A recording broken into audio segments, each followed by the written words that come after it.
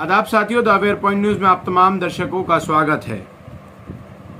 देश के टीवी चैनलों पर गोदी मीडिया पर पूरी तरह से धर्म का चोले का रंग चढ़ा हुआ है। सिर्फ डिबेट होती हैं हिंदुस्तान और पाकिस्तान पर, हिंदू और मुसलमान पर, मंदिर और मस्जिद पर, फव्वारा और शिवलिंग पर। इसी तरह से एक डिबेट 26 तारीख को ज्ञानवापी मसले पर फव्वारा और शिवलिंग में बहस को लेकर टाइम्स नाउ चैनल पर चल रही थी, जिसमें बीजेपी की प्रवक्ता नुपुर शर्मा और डॉक्टर तस्लीम रहमानी दोनों पैनलिस्ट आपस में दोनों के दोनों वक्ता अपनी बात मनाने में लगे हुए थे।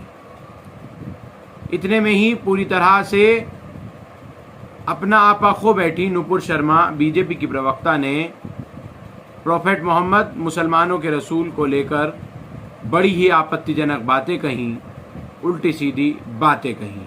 उसके बाद उनका विरोध मुल्क के अलग अलग हिस्सों में किया जाने लगा।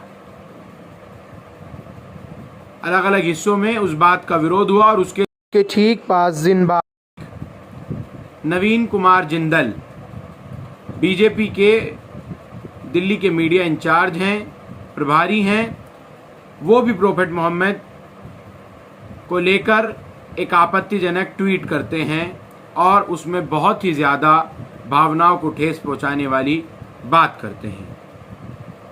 वहीं कानपुर में इसका विरोध होता है। उत्तर प्रदेश के अलग अलग ज़िलों में और देश के अलग अलग हिस्सों से प्रोटेस्ट किए जाते हैं और उनकी गिरफ्तारी की, उन पर कार्रवाई की मांग की जाती है। जिस तरह से ये मांग की जा रही थी, मुसलमानों में रोष था, लेकिन कोई सुनने को राजी ही नहीं था। बल्कि कानपुर में जो कुछ हुआ वो आप तमाम लोग जानते ही हैं। कानपुर में नुपुर शर्मा और नवीन कुमार जिंदल के खिलाफ एक विरोध प्रदर्शन किया जाना था, उसके लिए बाजार बंद बुलाया था और उसके बाद वहां दोनों ही पक्ष आपस में बाजार बंद कराने को लेकर दो समुदायों के बीच झगड़ा हो गया और उस झगड़े के बाद पूरी तरह से कानपुर का माहौल बदल गया। वहां पर दंगा हो गया, सीधे अल्फाजों में कहा। और उसी वक्त देश के राष्ट्रपति, प्रधानमंत्री कानपुर में ही मौजूद थे,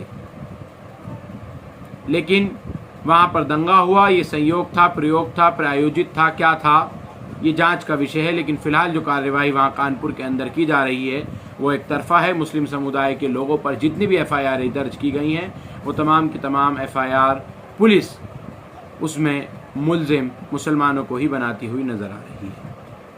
नुपुर शर्मा और नवीन कुमार जिंदल की पूरे देश भर में ट्विटर पर हर रोज कोई ना कोई कुछ न कुछ लिख रहा था।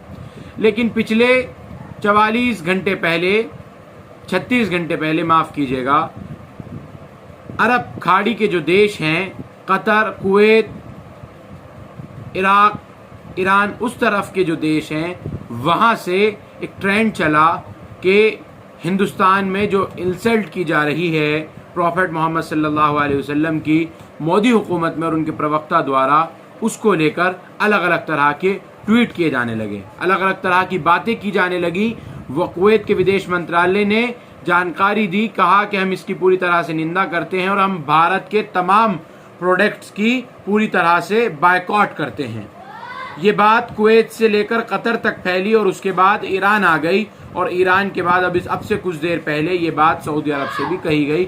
उन्होंने इस बात की निंदा की और सऊदी अरब ने लेटेस्ट हाल ही में जो कहा, उन्होंने कहा कि हम इस बात की निंदा करते हैं कि भारतीय जो सत्तारूढ़ पार्टी है उसके प्रवक्ता द्वारा ये बात कही गई, लेकिन उनको पार्टी से निष्कासित कर देना, हम इस फैसले का भी स्वागत करते हैं।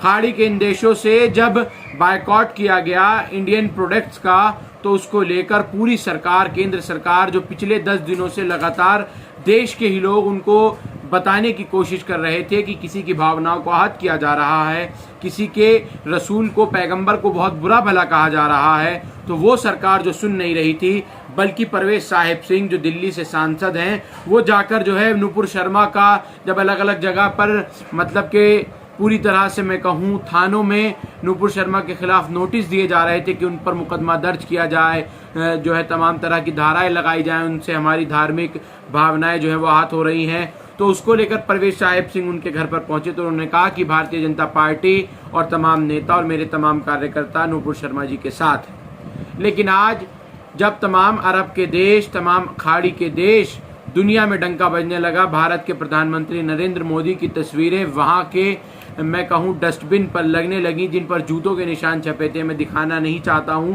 क्योंकि वो उससे हमारे देश की जो है वो भावनाएं पूरी तरह से आहत होती हैं। लेकिन पूरी तरह से वहाँ पर जब विरोध किया जाने लगा, उसके बाद सरकार बीजेपी हुकूमत जो है वो पूरी तरह से एक्शन में आई और उन्होंने दोनों ही एक प्रवक्ता और मीडिया प्रभारी को, नुपुर शर्मा को और नवीन कुमार जिंदल को आधिकारिक तौर पर पूरी तरह से पार्टी की प्राथमिक सदस्यता से उनको निष्कासित कर दिया, उनको पूरी तरह से सस्पेंड कर दिया।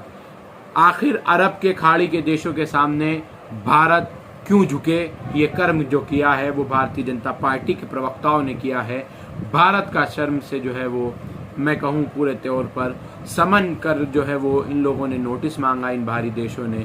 किसकी वजह से? बीजेपी की वजह से। यानी कि मैं कहूँ सीधे तौर पर तो डंका बज रहा है विदेश में, भारत का किस तरह से डंका बज रहा है, ये तस्वीर पूरे देश के लोगों को पूरी तरह से जो है वो सामने है आप तमाम लोगों के। आप हमारे साथ इस खबर के लिए जुड़े, उसके लिए बेहद ज़्यादा शुक्रिया।